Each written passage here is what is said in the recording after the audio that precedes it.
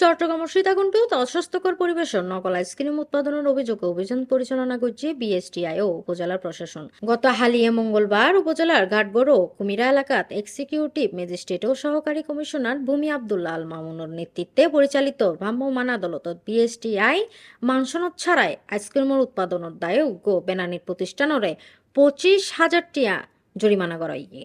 অভিযানকালে কারখানার নোংরা ও অস্বাস্থ্যকর পরিবেশত আইসক্রিম তৈরি ও সংরক্ষণের প্রমাণ মিললি এরতুন প্রায় 100 কার্টুন আইসক্রিম এবং 200 প্যাকেট আইসলরি জব্দ করি এনে ধ্বংস করা হয়। বিএসটিআইওর সহকারী পরিচালক রিজ্ঞান বৈদ্য, ফিল্ড অফিসার মাহফুজুর রহমান ও পরিদর্শক সচিব চৌধুরী অভিযানত অংশ লই। প্রশাসনের পক্ষতুন জানাই খাদ্য নিরাপত্তা নিশ্চিত করতে এই ধরনের অভিযান নিয়মিতভাবে চলিব এবং নকল পণ্য উৎপাদনকারী অকলের বিরুদ্ধে কঠোর ব্যবস্থা লয় হইব। বিএসটিআই চট্টগ্রাম এবং উপজেলা প্রশাসন সীতাকুণ্ড সমন্বয়ে এই সীতাকুণ্ডের কুমিরা এলাকায় একটা ভ্রাম্যমাণ আদালতের অভিযান পরিচালিত হয়।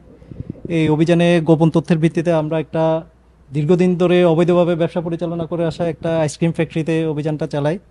এখানে অভিযানের খবর পেয়ে এই যে প্রতিষ্ঠানের মালিক পলাতক আছেন, এই প্রতিষ্ঠানে আমরা আসলে এসে দেখতে পাই এই খুবই নোংরা অস্বাস্থ্যকর পরিবেশে আইসক্রিমের মতো একটা প্রোডাক্টের এখানে প্রোডাকশন হচ্ছে। পাশাপাশি আপনারা দেখে থাকবেন এই যে বিভিন্ন ব্র্যান্ডের আইসক্রিম কিন্তু তারপরে এখানে প্রতিষ্ঠানে উৎপাদন হচ্ছে, যেটা আইনগতভাবে খুবই একটা বড় ক্রাইম আমরা বলতে পারি। পাশাপাশি আইসক্রিম প্রোডাকশনের জন্য তার হচ্ছে যেসব মেশিনারিজ থাকা দরকার, যেসব ইনগ্রেডিয়েন্টস থাকা দরকার, তার বিন্দুমাত্র আমরা এখানে খুঁজে পাইনি। পাশাপাশি আরেকটা বিষয় আমরা বারবার বলতেছি যে যে পানিটা এখানে ইউজ হচ্ছে, পানিটা আসলে খাবার পানির তো যোগ্যই না।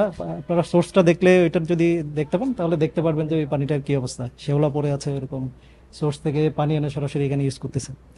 এই ফ্যাক্টরির অবস্থা হচ্ছে এরকম একটা ফ্যাক্টরিতে যে দীর্ঘদিন ধরে ব্যবসা পরিচালনা করে আসছে, এটা আসলে খুবই দুঃখজনক একটা বিষয় বলা যায়। সীতাকুণ্ড প্রতিনিধি রাফি চৌধুরীর পাঠানোর তথ্য, সিএনটিভি নিউজ, চট্টগ্রাম।